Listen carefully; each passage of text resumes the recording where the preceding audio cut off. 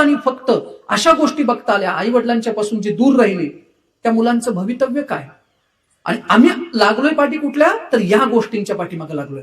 मग आमचा पुन्हा प्रश्न असा असतो, काय माहितीये का, जर त्यातला एखादा मुलगा व्यसनी झाला, चुकला, तेही प्रयोग झालेत बरं का मानसशास्त्रात तेही प्रयोग झालेत.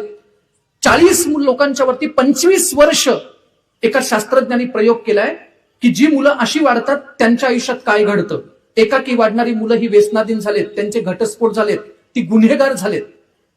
मग एखाद्या आई वडिलांना जर विचारलं ना की हे असं कशासाठी, एखादा मुलगा चुकला, मुलगी चुकली, की आई वडील काय म्हणतात माहितीये, कुणासाठी करतोय आम्ही हे सगळं? म्हणजे बंगला, गाडी, घर, त्यांनी काय अर्ज केलाय तुमच्याकडं? हे जर दिलं तरच तुम्ही आमचे आई वडील आहात. आम्ही जे पाहिजे आहोत ते देत नाही आहोत कुटुंबात. मी परत एकदा हे वाक्य म्हणतोय, कुटुंबाला, नात्याला जे पाहिजे आहोत ते आम्ही देत नाही. आणि कुटुंबात आणि नात्यात काय पाहिजे आहे? वेळ.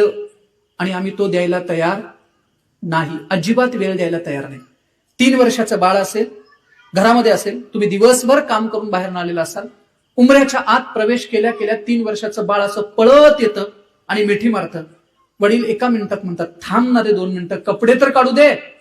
एका मिनिटात जगातला सर्वोच्च आनंद तुम्ही गमावला. जगातला सर्वोच्च आनंद गमावला, कारण आम्ही त्यांना वेळ देत नाही. काही माणसांच्या घरातले आत्ताचे प्रयोग सांगतो. हातात मोबाईल आहे, ते मोबाईल बघतायत, 4-5 वर्षाचं बाळ जवळ येते आणि 4-5 वर्षाचं बाळ जवळ जे येते ना, ते म्हणतं बाबा या गोष्टीसाठी, बाबा त्या गोष्टीसाठी. ते वडील त्याला म्हणतात, थांब ना रे, दिसत नाही मी काम करतोय.